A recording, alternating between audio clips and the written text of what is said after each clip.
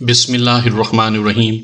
سامعین کرام، آپ سن رہے ہیں عمران سیریز کے سلسلے کا ایک اردو ناول سلور ایجنٹ، جس کے مصنف ہیں ارشاد الاثر جعفری، اور یہ اس سلسلے کی قسط نمبر 10 ہے۔ مجھے امید ہے آپ کو میری یہ کاوش پسند آ رہی ہوگی۔ آپ نے اگر ابھی تک میرا چینل کہانی گھر سبسکرائب نہیں کیا تو ابھی میرے چینل کو سبسکرائب کر کے بیل نوٹیفیکیشن آن کر لیجئے تاکہ آنے والی ہر نئی کہانی کی اطلاع بر وقت آپ تک پہنچ سکے۔ باہر نکل کر کرنل فریدی نے دیکھا کہ وہ ایک شفاف سڑک پر تھا جس کی چوڑائی بہت زیادہ تھی اور ایسے لگتا تھا جیسے سڑک شیشے کی بنی ہوئی ہو۔ سڑک کے کنارے فٹ پاتھ بنے ہوئے تھے، لیکن فٹ پاتھ پر کوئی بھی آدمی دکھائی نہیں دے رہا تھا۔ البتہ سڑک پر اکا دکا گاڑی دکھائی دے جاتی تھی۔ دور دور تک عمارتوں کا ایک طویل سلسلہ نظر آ رہا تھا اور ان تمام عمارتوں کا رنگ سلور تھا۔ وہ تینوں فٹ پاتھ پر چلتے ہوئے آگے بڑھنے لگے۔ تقریباً 5 منٹ تک ان کے درمیان خاموشی رہی۔ فٹ پاتھ پر لوگ نظر نہیں آ رہے۔ کرنل فریدی نے فنچ کی طرف دیکھتے ہوئے پوچھا، یہ کام کا وقت ہے اور اکثر لوگ اس وقت اپنے آفس میں ہیں۔ فراغت کے وقت لوگ واک کرنے کے لیے فٹ پاتھ پر آتے ہیں۔ فنچ نے کرنل فریدی کے سوال کا جواب دیتے ہوئے کہا، کاریں بھی آپ کو اس شہر میں کم تعداد میں نظر آ رہی ہیں۔ نانوتا نے کرنل فریدی سے کہا، کیا مطلب؟ کیا زیرو لینڈ میں کئی شہر ہیں؟ کرنل فریدی نے حیران ہو کر کہا، ہاں، زیرو لینڈ ایک پوری دنیا کا نام ہے۔ اس دنیا میں کئی شہر آباد ہیں اور ہم اس وقت جس شہر میں ہیں اس کا نام سلور سٹی ہے۔ فنچ نے کرنل فریدی سے کہا، حیرت انگیز، کرنل فریدی نے کہا، اور پھر وہ ادھر ادھر غور سے دیکھنے لگا۔ تم لوگ تو کہتے تھے کہ زیرو لینڈ خلا میں موجود ہے، لیکن یہ خلا تو نہیں ہے، یہ تو زمین ہی ہے۔ چند لمحوں تک ادھر ادھر دیکھنے کے بعد کرنل فریدی نے فنچ سے کہا، ہم نے کبھی نہیں کہا کہ زیرو لینڈ خلا میں ہے، کسی سیارے پر ہے یا پھر زمین کے ہی کسی حصے میں ہے۔ تم قیاس آرائیاں کرتے رہو، ہمیں کیا فرق پڑتا ہے؟ ہم تو صرف اتنا کہیں گے کہ زیرو لینڈ حیرتوں کی جگہ ہے، عجائبات کا مسکن ہے، سائنس کی انتہا ہے۔ جو یہاں پہنچ جاتا ہے واپس جانے کا خیال ہی دل میں نہیں لاتا۔ نانوتا نے کرنل فریدی سے کہا۔ کرنل فریدی نے اس کی بات کا کوئی جواب نہیں دیا، جس کی وجہ سے ان کے درمیان ایک بار پھر خاموشی طاری ہو گئی۔ وہ تقریباً 5 منٹ تک چلتے رہے۔ 5 منٹ بعد وہ ایک چوک پر پہنچ گئے۔ چوک کے درمیان میں ایک خوبصورت فوارہ لگا ہوا تھا جس میں سے پانی بہت ہی خوبصورت اشکال میں نکل رہا تھا۔ فوارے کے ارد گرد خوبصورت گھاس اگی ہوئی تھی اور اس گھاس میں انتہائی حسین پھول بھی نظر آ رہے تھے۔ کرنل فریدی اس فوارے کو دیکھتے ہوئے آگے بڑھنے لگا۔ رات کے وقت اس فوارے کا منظر بہت ہی خوبصورت ہوتا ہے۔ ایسے لگتا ہے جیسے اس فوارے پر اور چوک پر رنگوں کی برسات ہو رہی ہو۔ نانوتا نے کرنل فریدی سے کہا، اس شہر یعنی سلور سٹی کی کوئی حد بندی بھی ہے؟ کرنل فریدی نے نانوتا سے پوچھا۔ ہاں، اس کے چاروں طرف ایک فصیل ہے۔ فصیل کے اوپر کئی فٹ تک انتہائی خطرناک شعاعیں ہیں جنہیں کوئی بھی کراس نہیں کر سکتا۔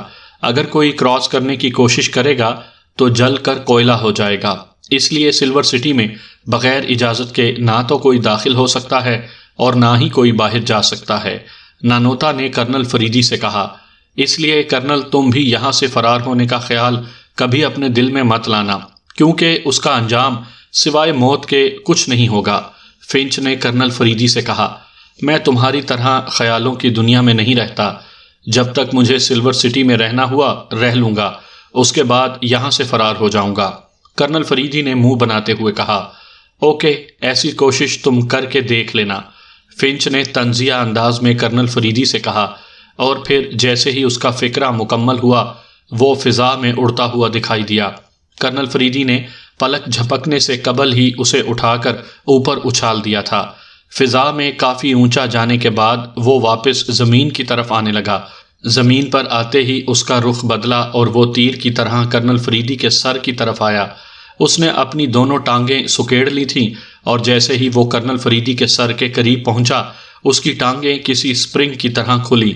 کرنل فریدی نے بجلی کی سی تیزی سے خود کو نیچے کیا اور وہ زمین پر بیٹھ کر یکدم سائیڈ پر ہو گیا۔ اگر وہ ایسا نہ کرتا تو فنچ کے دونوں پاؤں اس کے سر پر لگنے تھے۔ فنچ زمین پر گر گیا۔ کرنل فریدی کے سائیڈ پر ہوتے ہی وہ بجلی کی سی تیزی سے زمین پر گر گیا اور کرالنگ کرتے ہوئے وہاں سے کچھ دور ہو گیا۔ اس کے بعد اٹھنے میں ان دونوں نے تاخیر نہیں کی۔ اٹھتے ہی دونوں ایک دوسرے کے آمنے سامنے آ گئے۔ اب فنچ کا چہرہ کسی درندے کی طرح نظر آ رہا تھا۔ اس کی آنکھوں میں بھی سرخی آ گئی تھی۔ وہ خونی نظروں سے کرنل فریدی کو دیکھ رہا تھا۔ پھر دونوں نے ہی ایک دوسرے پر چھلانگیں لگا دیں، لیکن اس سے پہلے کہ دونوں ایک دوسرے سے ٹکراتے، کرنل فریدی پہلے رکا اور اس کے ساتھ ہی اس کی لات حرکت میں آ گئی۔ 1 سیکنڈ کے بھی 1000ویں حصے میں کرنل فریدی کی لات فنچ کی پسلیوں میں پڑی اور فنچ کی ایک چیخ بلند ہوئی۔ فنچ، تم تو ابھی سے چیخنے لگ گئے، کرنل فریدی نے حیرت بھرے لہجے میں کہا۔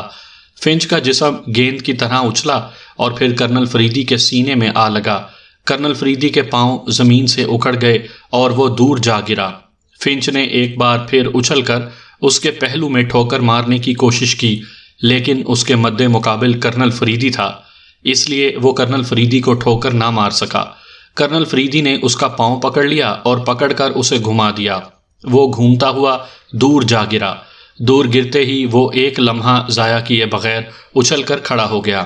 کھڑے ہوتے ہی اس نے دوبارہ کرنل فریدی پر چھلانگ لگائی، لیکن اس دفعہ وہ کرنل فریدی سے ٹکرانے کے بجائے 2 قدم پہلے ہی رک گیا۔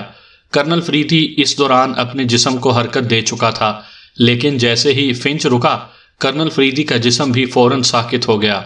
فنچ نے بجلی کی سی تیزی سے دوبارہ حرکت کی اور کرنل فریدی کو فلائنگ کک مارنے کی کوشش کی۔ کرنل فریدی کا ساکت جسم بھی فوراً ہی حرکت میں آ گیا۔ اس نے خود کو فنچ کی فلائنگ کک سے بچایا۔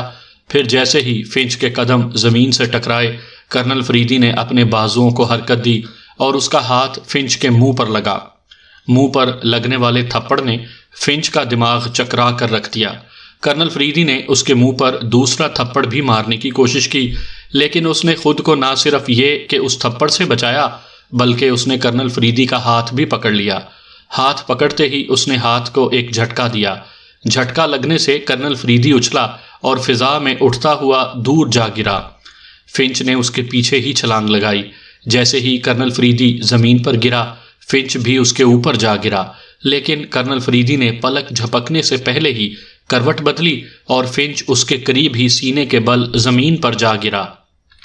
اس کا سینہ اور منہ زمین سے ٹکرائے، جس کی وجہ سے اسے اپنا سانس سینے میں اٹکتا ہوا محسوس ہوا۔ کرنل فریدی نے ایک لمحہ بھی ضائع نہ کیا۔ وہ فنچ پر سوار ہو گیا اور اس نے فنچ کے بال پکڑے اور دوسرے ہاتھ کا گھیرا اس کی گردن میں ڈالا اور اس کی گردن دبانے لگا۔ فنچ کی آنکھوں کے سامنے اندھیرا سا چھانے لگا اور اس کے منہ سے بے معنی سی آوازیں نکلنے لگیں۔ اسی لمحے ان دونوں کے قریب ہی دھواں سا پھیل گیا۔ دھواں پھیلتے ہی کرنل فریدی کا سر چکرانے لگا اور پھر وہ بے ہوش ہو کر فنچ کے اوپر ہی گر گیا۔ فنچ اس سے پہلے ہی بے ہوش ہو چکا تھا۔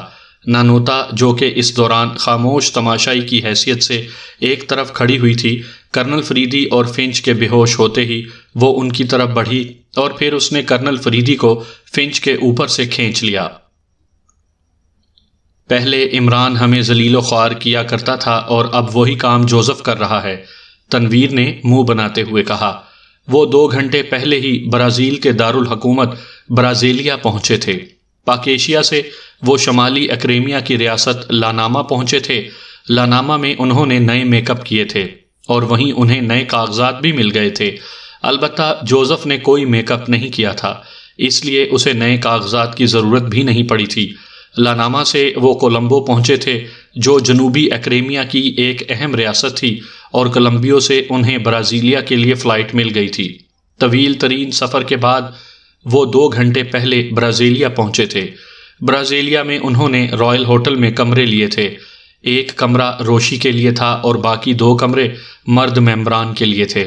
انہیں ہوٹل میں بٹھا کر اور کافی کا 1 کپ پینے کے بعد جوزف کہیں چلا گیا تھا اور اب 1 گھنٹے سے غائب تھا۔ تنویر، تم تو جانتے ہو کہ عمران صاحب بھی بلا وجہ ہی غائب نہیں ہو جاتے، بلکہ وہ مشن کے سلسلے میں کہیں جاتے ہیں، اور جوزف بھی اب مشن کے سلسلے میں ہی گیا ہوا ہے، صفدر نے تنویر سے کہا۔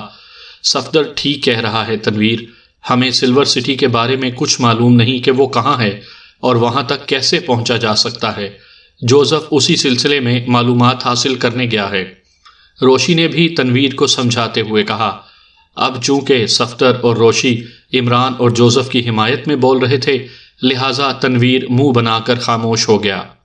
تنویر صاحب کہتے تو ٹھیک ہیں، صاحب کی بعض عادتیں تو بہت ہی بگڑی ہوئی ہیں، سلیمان نے کہا۔ جب اسے پتا چلا کہ ٹیم عمران کی تلاش میں برازیل جا رہی ہے تو اس نے بلیک زیرو سے درخواست کی تھی کہ اسے بھی ٹیم کے ساتھ بھیج دیا جائے۔ بلیک زیرو جانتا تھا کہ سلیمان کی جوزف کے ساتھ نہیں بنتی، اس لیے اس نے سلیمان سے وعدہ لیا کہ وہ جوزف کو تنگ نہیں کرے گا، سفر کے دوران اس کا احترام کرے گا اور اس کا ہر حکم مانے گا۔ جب سلیمان نے وعدہ کر لیا تو بلیک زیرو نے اسے بھی ٹیم کے ساتھ جانے کی اجازت دے دی اور اب وہ ٹیم کے ساتھ تھا۔ سلیمان، تم تنویر کی باتوں پر کسی قسم کا رد عمل ظاہر نہیں کرو گے؟ صفدر نے سلیمان سے کہا۔ میں تو تنویر صاحب کی حمایت کر رہا ہوں صفدر صاحب، آپ ناراض ہو رہے ہیں، سلیمان نے کہا۔ تنویر کی حمایت کرنے کی کوئی ضرورت نہیں، ہمیں معلوم ہے کہ تم بھی عمران صاحب کی طرح گہری باتیں کہہ جاتے ہو، صفدر نے سلیمان سے کہا تو تنویر نے چونک کر اس کی طرف دیکھا۔ صفدر، اگر سلیمان مجھ پر طنز کرتا تو مجھے محسوس ہو جاتا، میں بچہ نہیں ہوں کہ مجھے کسی کی گہری بات سمجھ میں نہ آئے، تنویر نے ناراض لہجے میں صفدر سے کہا۔ ابھی تو اس نے گہری بات نہیں کی تھی، لیکن آگے چل کر اس کی باتوں نے گہرا ہو جانا تھا، صفدر نے کہا۔ مجھے معلوم نہیں تھا کہ صاحب کی طرح ان کے ساتھی بھی نجومی ہیں، سلیمان نے منہ بنا کر کہا۔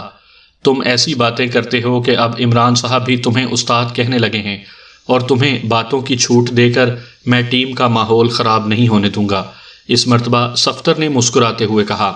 آپ یہ چاہتے ہیں کہ میں آپ کے ساتھ رہوں اور پتھر کا صنم بن کر رہوں، سلیمان نے کہا۔ ہاں بالکل، تم پتھر کے صنم ہی بن کر رہو، صفدر نے بدستور مسکراتے ہوئے کہا۔ مس روشی، کیا آپ بھی مجھے صنم مانتی ہیں؟ سلیمان نے اچانک ہی روشی سے پوچھا۔ نہیں، میں تو تمہیں اپنا صنم نہیں مانتی، البتہ اگر تم خود کو میرا صنم سمجھتے ہو تو سمجھتے رہو، مجھے بھلا کیا اعتراض ہو سکتا ہے؟ روشی نے سلیمان کی بات پر مسکراتے ہوئے کہا۔ میری توبہ، میں بھلا خود کو آپ کا صنم کیسے کہہ سکتا ہوں؟ مجھے معلوم ہے کہ آپ کسی کے انتظار میں ہیں، سلیمان نے فوراً ہی کانوں کو ہاتھ لگائے ہوئے کہا۔ اگر تم ایسی باتیں کرو گے تو پھر میں تمہیں ہی اپنا صنم مان لوں گی اور تمہارے ہجر و فراق میں گیت بھی گاؤں گی، روشی نے مسکراتے ہوئے کہا۔ مس روشی، ایک بات میں نے خاص طور پر نوٹ کی ہے، سلیمان نے روشی سے کہا۔ وہ کیا؟ روشی نے پوچھا۔ صنم ہمیشہ بے وفا ہی کیوں ہوتا ہے؟ سلیمان نے روشی سے پوچھا۔ صنم بننے کی خواہش تمہیں ہے تو تمہیں ہی پتا ہونا چاہیے، روشی نے کہا۔ عمران صاحب نہ صحیح، ان کا باورچی ہی صحیح، ساتھیوں کو بوریت سے بچانے کے لیے کسی نہ کسی کا ہونا ضروری ہے، اس مرتبہ نعمانی نے کہا۔ روشی، صفدر، تنویر اور سلیمان کے علاوہ باقی وہ سب کافی دیر سے خاموش بیٹھے تھے۔ جس طرح فلم میں ایک کامیڈین ضروری سمجھا جاتا ہے، اسی طرح ٹیم میں ایک جوکر کی بھی ضرورت رہتی ہے۔ تنویر نے نعمانی کی طرف دیکھتے ہوئے طنزیہ لہجے میں کہا۔ ایک بات تو بتاؤ تنویر۔ تنویر کی بات سننے کے بعد خاور نے اس سے کہا۔ ہاں ہاں پوچھو۔ ایک کیا، تم 100 باتیں پوچھو، تنویر نے خاور سے کہا۔ تمہیں عمران صاحب پر کس بات پر غصہ آیا رہتا ہے؟ خاور نے تنویر سے کہا۔ تمہیں معلوم تو ہے اس کی حرکتیں ہی ایسی ہوتی ہیں، تنویر نے کہا۔ لیکن اب تو عمران صاحب یہاں موجود نہیں ہیں اور تم ان کی غیر موجودگی میں ان کے خلاف بول کر غیبت کے مرتکب ہو رہے ہو، اس مرتبہ صدیقی نے تنویر سے کہا۔ اچھا، یہ غیبت ہے تو پھر اللہ تعالیٰ مجھے معاف کرے، میں آئندہ اس کی غیر موجودگی میں اس کے بارے میں کوئی بات نہیں کروں گا، تنویر نے اپنی غلطی تسلیم کرتے ہوئے کہا۔ تنویر میں یہ خوبی ہے کہ یہ فوراً ہی اپنی غلطی تسلیم کر لیتا ہے، اس مرتبہ چوہان نے کہا۔ ہاں، اپنی غلطی تسلیم کرنا بہت اچھی بات ہے، خاور نے بھی تنویر کی طرف دیکھتے ہوئے کہا۔ یہ سب تو ٹھیک ہے، لیکن یہ معلوم نہیں کہ جوزف کس وقت آئے گا، صفدر نے گھڑی دیکھتے ہوئے کہا۔ جوزف نے برازیل کے جنگلات کے بارے میں معلومات حاصل کرنی ہیں اور یہ معلومات اتنی آسانی سے تو نہیں مل جائیں گی، ہو سکتا ہے کہ ہمیں 1-2 دن یا اس سے بھی زیادہ وقت انتظار کرنا پڑے، روشی نے کہا، اور چونکہ روشی نے درست بات کی تھی لہٰذا سب نے اس بات میں سر ہلا دیے۔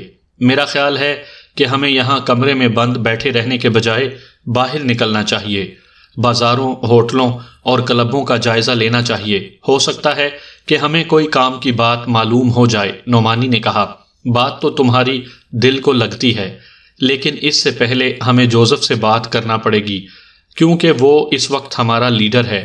صفدر نے نعمانی سے کہا، جوزف کے پاس بھی پاک ایشیا سیکرٹ سروس کے ذاتی نیٹ ورک کا سیل سیٹلائٹ فون موجود ہے، اسے فون کر کے پوچھ لیتے ہیں۔ صدیقی نے صفدر سے کہا، میں اسے فون کرتی ہوں۔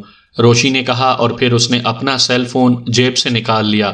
پھر اس نے جوزف کے نمبرز پریس کیے تو دوسری طرف بیل جانے لگی۔ Hello, Joseph speaking. چند لمحوں بعد دوسری طرف سے جوزف کی آواز سنائی دی۔ جوزف، میں روشی بول رہی ہوں۔ روشی نے جوزف سے کہا، یس مس روشی، خیریت تو ہے نا؟ دوسری طرف سے جوزف کی آواز سنائی دی، ہاں یہاں تو خیریت ہی ہے، لیکن تم کافی دیر سے گئے ہوئے ہو اس لیے ہمیں فکر ہو رہی ہے۔ روشی نے کہا، مس روشی، میں ایک ایسے آدمی کی تلاش میں تھا جو گائیڈ کے فرائض سر انجام دیتا ہے۔ ایڈریس مجھے اس کا مل گیا ہے اور میں اب اس کی طرف جا رہا ہوں۔ جوزف کی آواز سنائی دی، ہم یہ سوچ رہے ہیں کہ ہم بھی یہاں گھومے پھریں، شاید ہمیں بھی کوئی کام کی بات معلوم ہو جائے اور ہم سلور سٹی کی طرف بڑھ سکیں۔ روشی نے جوزف سے کہا، بالکل ایسا ہو سکتا ہے مس روشی، آپ گھومے پھریں، میں جیسے ہی واپس آنے لگوں گا تو آپ کو فون کر دوں گا۔ دوسری طرف سے جوزف کی آواز سنائی دی، بس یہی بات تم سے کہنی تھی، اوکے گڈ بائے، روشی نے کہا، اور پھر اس نے کال کاٹ دی۔ کیا خیال ہے، باہر اکٹھے چلا جائے یا گروپس کی صورت میں؟ خاور نے کہا، زیادہ آدمی جلدی نظروں میں آ جاتے ہیں، لہٰذا ہمیں دو دو کے گروپس میں جانا چاہیے۔ صفدر نے کہا، ہاں صفدر نے بالکل ٹھیک بات کی ہے، دو دو کے گروپس میں جانا بہتر رہے گا۔ روشی نے کہا، میں اور تنویر جاتے ہیں، دوسرا گروپ خاور اور صدیقی کا ہو جائے، تیسرا نعمانی اور چوہان، جبکہ چوتھا گروپ روشی اور سلیمان بن جائے۔ صفدر نے گروپس بناتے ہوئے کہا، میرا خیال ہے کہ اس پر کسی کو بھی اعتراض نہیں ہونا چاہیے۔ روشی نے سب کی طرف دیکھتے ہوئے کہا، ہاں کسی کو بھی اعتراض نہیں ہے۔ تنویر نے روشی سے کہا، اوکے صفدر، پہلا گروپ تمہارا ہے، لہٰذا یہاں سے روانہ بھی پہلے تم ہی ہوگے۔ روشی نے صفدر سے کہا، ٹھیک ہے، میں اور تنویر چلے جاتے ہیں۔ صفدر نے کندھے اچکاتے ہوئے کہا، اور اس کے بعد وہ کھڑا ہو گیا۔ اسے اٹھتے دیکھ کر تنویر بھی کھڑا ہو گیا اور پھر انہوں نے دروازے کی طرف قدم بڑھائے۔ ابھی انہوں نے ایک ہی قدم اٹھایا تھا کہ ان دونوں کا سر بری طرح چکرایا اور اس کے بعد وہ بے ہوش ہو کر فرش پر گر گئے۔ ان دونوں کے ساتھ ساتھ باقی ساتھی بھی بے ہوش ہو گئے تھے۔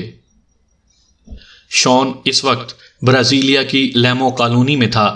لیمو کالونی میں کوٹھی نمبر 1140 لینڈ کی ملکیت تھی۔ اس کوٹھی میں زیرو لینڈ کے 3 ایجنٹ رہتے تھے۔ کہنے کو تو وہ برازیل کے سرکاری محکموں کے ملازم تھے، لیکن دراصل وہ زیرو لینڈ کے ایجنٹ تھے۔ برازیل میں زیرو لینڈ کا بہت بڑا نیٹ ورک تھا۔ کئی شہروں میں زیرو لینڈ کے ایجنٹ موجود تھے جو برازیل پر ہر وقت نظر رکھتے تھے۔ شون کے سامنے ٹیبل پر ایک کمپیوٹر، 3 مختلف رنگوں کے ٹیلی فون سیٹ اور چند فائلیں رکھی ہوئی تھیں۔ وہ ایک فائل کو دیکھ رہا تھا کہ سفید رنگ کے ٹیلی فون کی بیل بج اٹھی۔ یس، شون سپیکنگ۔ شون نے ریسیور اٹھا کر کان سے لگاتے ہوئے کہا، باس، میں رائل ہوٹل سے جانسن بول رہا ہوں۔ دوسری طرف سے ایک آواز سنائی دی۔ یس، کیا بات ہے؟ شون نے پوچھا۔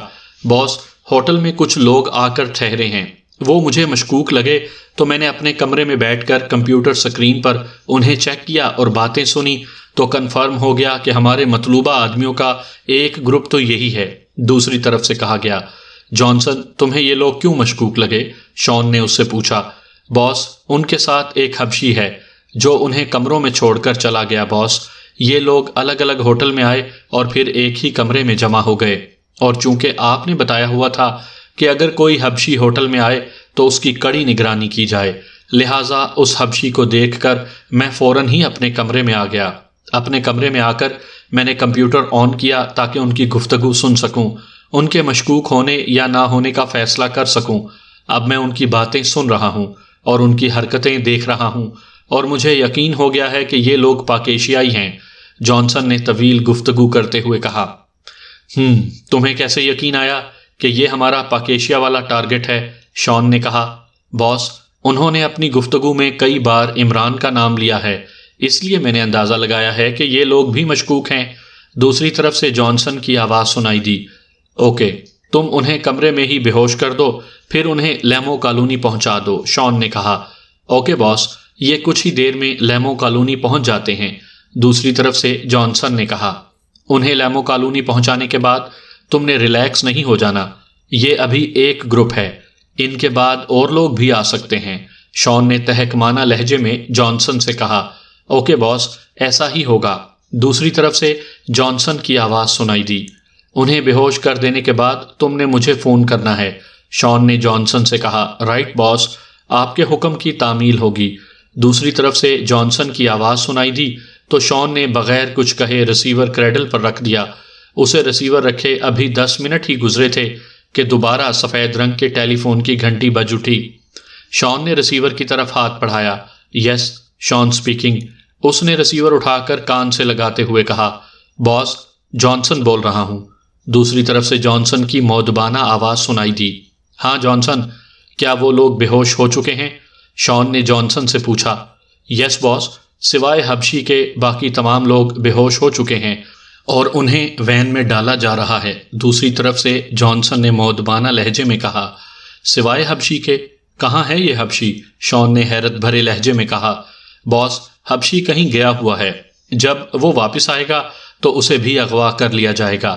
جانسن نے بدستور مؤدبانہ لہجے میں کہا، اوکے، جو بے ہوش ہو چکے ہیں انہیں لے آؤ۔ شان نے کہا اور ساتھ ہی اس نے ریسیور رکھ دیا، لیکن پھر فوراً ہی ایک خیال کے تحت اس نے سفید رنگ کا ٹیلی فون سیٹ کا ریسیور اٹھایا اور نمبرز پریس کرنے لگا، یس، مارٹو اسپیکنگ۔ چند لمحوں بعد کال ریسیو ہوئی تو ایک بھاری سی آواز سنائی دی، مارٹو، جانسن کچھ آدمیوں کو وین میں لے کر آ رہا ہے، تم ان افراد کو تہ خانے میں کرسیوں پر جکڑ دینا اور پھر مجھے بتانا۔ شان نے مارٹو سے کہا، اوکے باس۔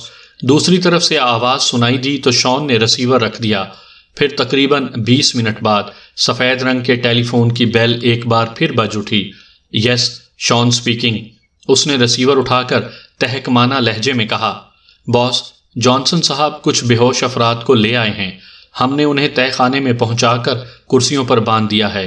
دوسری طرف سے مارٹو نے مؤدبانہ لہجے میں کہا، اوکے، میں آ رہا ہوں۔ شان نے کہا اور اس نے ریسیور رکھا اور کرسی سے کھڑا ہو گیا۔ چند منٹوں میں وہ تہ خانے میں پہنچ گیا۔ یہ بہت بڑا تہ خانہ تھا اور اس کی ایک دیوار کے ساتھ بہت سی کرسیاں لگی ہوئی تھیں۔ 9 کرسیوں پر 9 افراد بے ہوشی کی حالت میں راڈز میں جکڑے ہوئے تھے۔ ان افراد میں ایک لڑکی تھی اور باقی مرد تھے۔ شان چند لمحے بے ہوش افراد کو گھورتا رہا، پھر اس نے مارٹو کی طرف دیکھا، باس، آپ کا حکم ہو تو میں انہیں گولیوں سے اڑا دوں؟ مارٹو نے شان سے کہا، نہیں، ابھی نہیں، یہ پاک ایشیائی ایجنٹ ہیں، ابھی کافرستانی ایجنٹوں نے آنا ہے۔ جب ہم انہیں بھی گرفتار کر لیں گے پھر ان سب کے میک اپ صاف کریں گے، انہیں ایک دوسرے کا دیدار کرائیں گے اور پھر ایک ایک کر کے انہیں گولی ماریں گے۔ شان نے مارٹو سے کہا، باس، کیا میں ان کے میک اپ صاف کر دوں؟ جانسن نے شان سے پوچھا، نہیں، یہ کام بھی ابھی نہیں کرنا، جب یہ سب یہاں اکٹھے ہوں گے تو پھر ان کا میک اپ صاف کیا جائے گا۔ شان نے کہا تو جانسن نے اس بات میں سر ہلا دیا، اوکے، اب تم واپس جا سکتے ہو۔ ہاں، جیسے ہی وہ حبشی واپس آئے تو اسے بھی یہاں پہنچانا ہے۔ شان نے جانسن سے کہا تو جانسن چلا گیا۔ مارٹو، جانسن کے جانے کے بعد شان نے مارٹو سے کہا، یس باس۔ مارٹو نے نہایت ہی مؤدبانہ لہجے میں شان سے کہا، اس وقت جو افراد تمہیں تہ خانے میں دکھائی دے رہے ہیں یہ معمولی افراد نہیں ہیں، بلکہ یہ خطرناک ترین سیکرٹ ایجنٹ ہیں، اس لیے تمہیں ان پر نظر رکھنی ہے۔ اگر تم سے کوئی غفلت یا غلطی ہوئی تو یہ تمہیں اذیتیں دے دے کر مار دیں گے۔ شان نے کہا، آپ فکر نہ کریں باس، اب یہ زندہ حالت میں کرسیوں سے نہیں اٹھ سکتے۔ مارٹو نے کہا، کافرستانی ایجنٹ آ جائیں، پھر ان سے معلومات لینے کے بعد ان کا خاتمہ کر دینا ہے۔ شان نے مارٹو سے کہا تو اس نے اسبات کے انداز میں سر ہلایا۔ باس، اگر کافرستانی ایجنٹ نہ آئیں تو؟ مارٹو نے مؤدبانہ لہجے میں شان سے کہا، ہماری اطلاعات کے مطابق وہ لوگ کافرستان سے روانہ ہو چکے ہیں، لہٰذا 1-2 دنوں میں ہی وہ لوگ بھی یہاں پہنچ جائیں گے۔ میں اوپر جا رہا ہوں، تم ان لوگوں کے پاس ہی ٹھہرو، شان نے مارٹو سے کہا۔